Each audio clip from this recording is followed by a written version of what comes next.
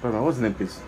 My name is Taiwo Ololade Salvador, the founder of TOS Educational Initiative.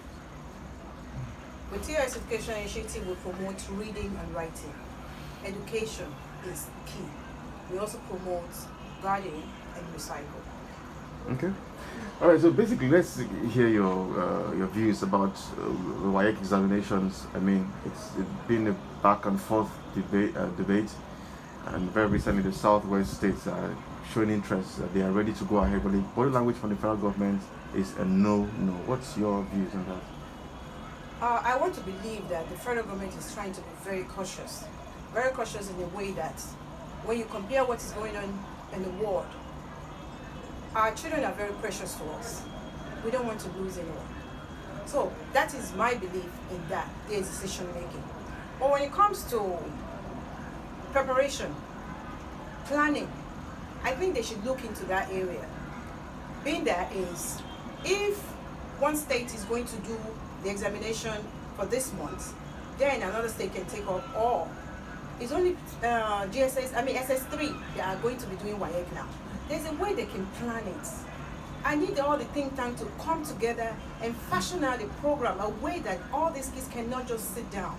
I know worldwide is something that we're not prepared for. Nigeria, we're not even prepared for malaria, talk less of this pandemic, this level.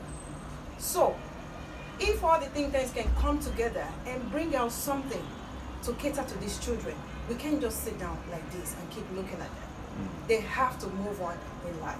They have to move on with the examination. WAEC can come together and give us a plan, a constructive plan that can cater for these children. It's doable. Okay, how about the children? I need to get into their heads for a bit. How do you think they have been coping with all of this? With TOS Education Initiative, we have so many kids in different schools, in different communities that we call most often to check on them. And I'm sure that in Lagos State, they have a plan where the teachers go to their door and find out what's going on and stuff like that. We have spontaneous plan now, but we don't have constructive plan that is already there. A program where the youth can go to, can talk, can do things. Guidance counselor is going to be huge need for these students. Many of them have things that they want to talk about. Many of them cannot communicate with their parents. Communication is lacking too, both home and outside. So, these children walking around doing nothing, it's not good for us. In the next 5 years, we're going to see a huge downfall from the effect of today.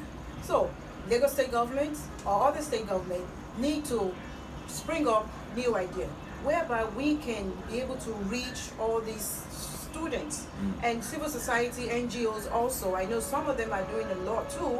They're sending out cards, they're sending out this and all that just to keep in touch with the children. But it's not enough. I would say it's not enough. We have the population of youth that is like 80% of us right now.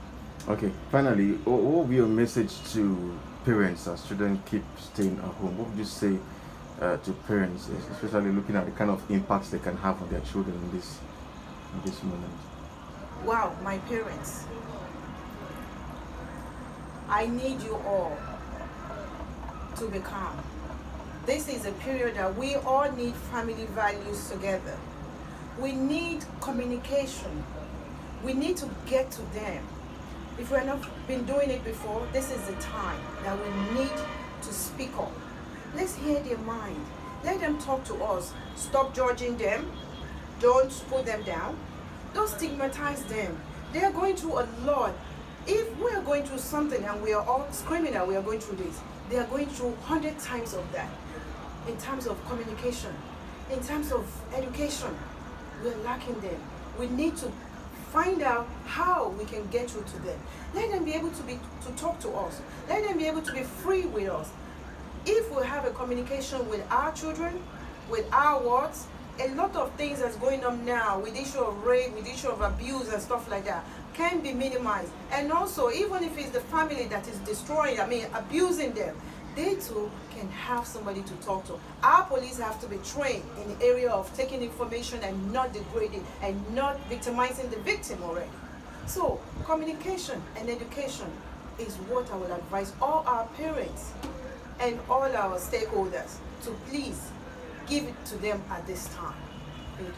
All right, man. Thank you so much, man, for your views.